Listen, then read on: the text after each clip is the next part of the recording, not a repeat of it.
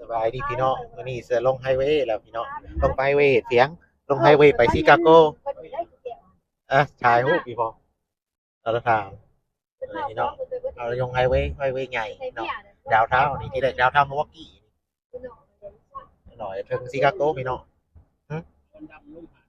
มาลงมาแล้วอีกพอเออเดี๋ยวพี่น้องเราวันeveryone enjoy video of us we're heading to Chicago today and and เราสลัมหายจ้าล่ำหลอกให้ฟังตั้งแต่ลงไฮเวย์กูเนาะติดตามเด้อฟังอะไรๆแล้วก็เราหาที่ของกินเรามีทางไม่ทำกระโดดทันโอ้ยก็ดีจริงนะเพื่อนไม่เข้ามาต้องเข้ามาไปด้วยร้านกินล่ำก้อนสวรรค์ทางก้อนสวรรค์การบริหารก็ได้ในพี่น้องเดียวก้อนสวรรค์พอเดี๋ยวเย็นหน้าพอเดี๋ยวเย็นหน้าคือสเปกหัวใจกันบ่มีไม่เป็นผัวกันบ่มีไม่เป็นผัวอย่างรอดก็น้องยังล่ำสีมันอ่อนไปก่อนข้าไปเช้าล่ำตังเนี่ยพี่น้องอยู่ไฮเวย์ฮอดอยู่บนบ้านนอกแล้วอยู่แถวเขตเลซีนกับกิโนซาเนี่ยอะไรใกล้ๆเลซีนไฮเวย์ซาวเนาะYou're on the highway right now. Everyone, we're approaching Racine, Highway 20. We're in the outside area now, the countryside of Wisconsin. And you know, yeah, the highway up by the highway. And the road way life and day money for one sap. Yum weekend.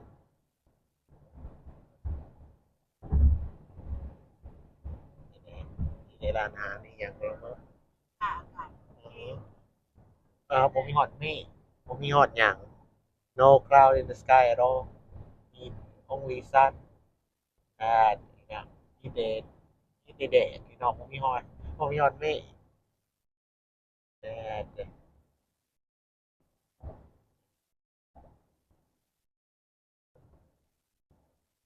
ชิคาโกเท่ๆเป็นชิคาโกแท้ๆแหละอันยังบ่เห็นนั่นยังบ่เห็นรักเพื่อนเนาะยัง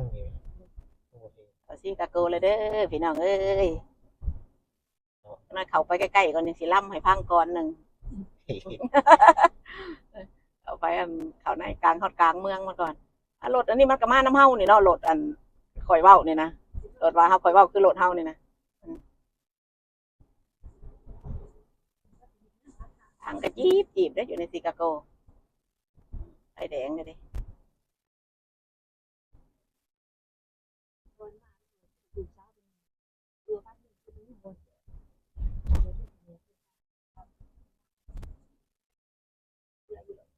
เรียกว่านี่ต้องใช้โมอยู่นี่เนาะ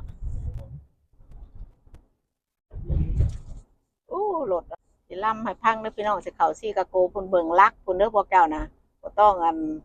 ยังดอกเบิ่งลักแต่มันสิเห็นบ่พุ่นค่อยถ่ายอยู่สิเห็นลักบ่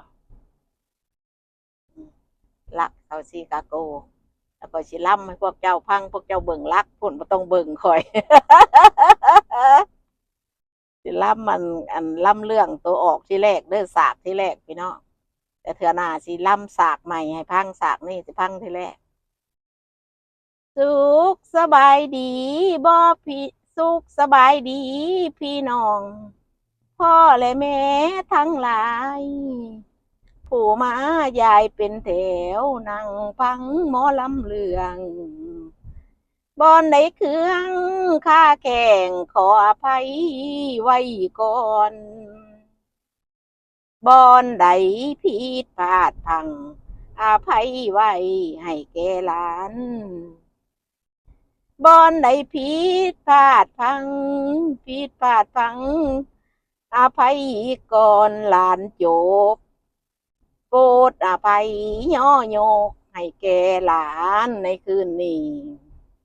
เสียงบ่ดีอภัยบางเสียงบ่หวานเอ้ยอภัยก่อนบอนได้ผิดน้อปาดพังอภัยไว้ก่อนต่อเด้ออภัยไว้แม่นทอเด้อโอ้ยโอ้ยพี่น้องเอ้ยจบเด้อพี่น้องฟังลำตัวนี้เพราะว่าบัดนี้มิตรสิสายให้เบิ่งบัดเวลาย่างเข้าไปจังซั่นเด้อ thank you everyone เด้อบ๊ายบาย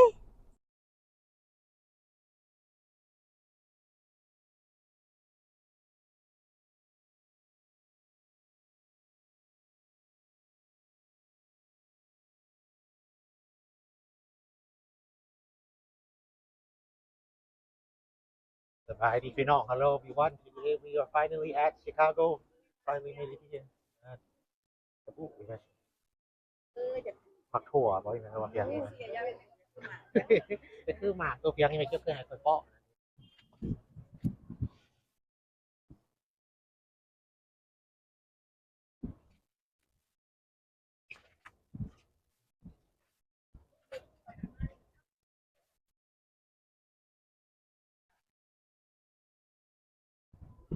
ตัวนี้ไปว่า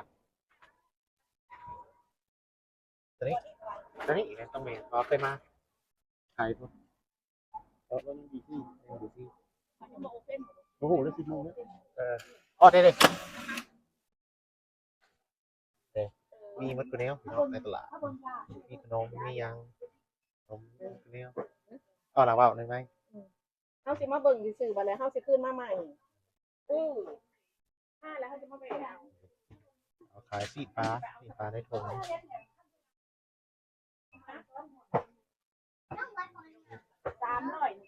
ย่านเขาตะกี้ตะเตเขานี่ ปกติ ของปลามีพี่น้องซีนง่วงโนซีนโมเมบี้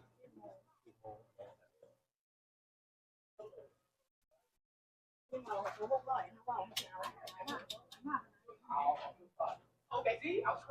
ล้วเขาเตรียมเงินมาแล้ว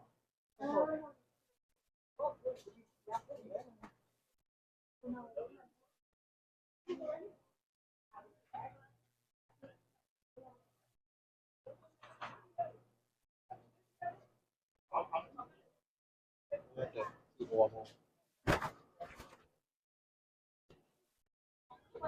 งัวก็เลยอยากให้แม่ลึกเอ็นก็มีกินเป็นดอกสิ เอาเทนดอน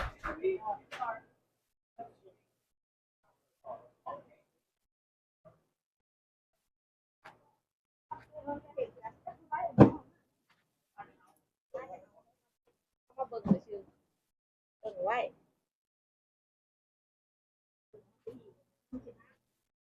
ถ้าเห็นขนมมันไปต้นก็มีได้ไปเตยนี่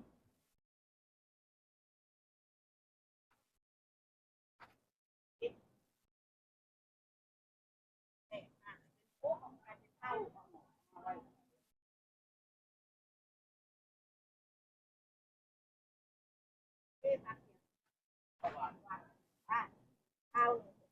เก็ดดอนเดี๋ยวมาแกงนะ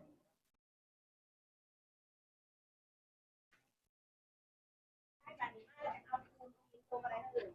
ตามเถอะผ่านเอาแล้วคุณผ่านแม่อันเดิมโอ้เอาไง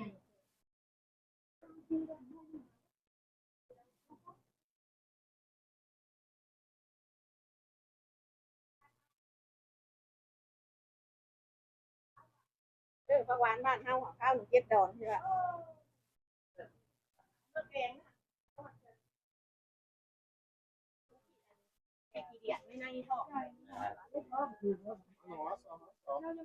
Taste good, but that ain't no meal. No.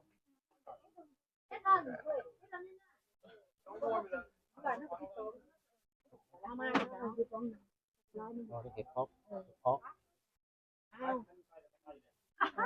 Vừa nghe phở đi mà เอาไว้บ้านกินไหม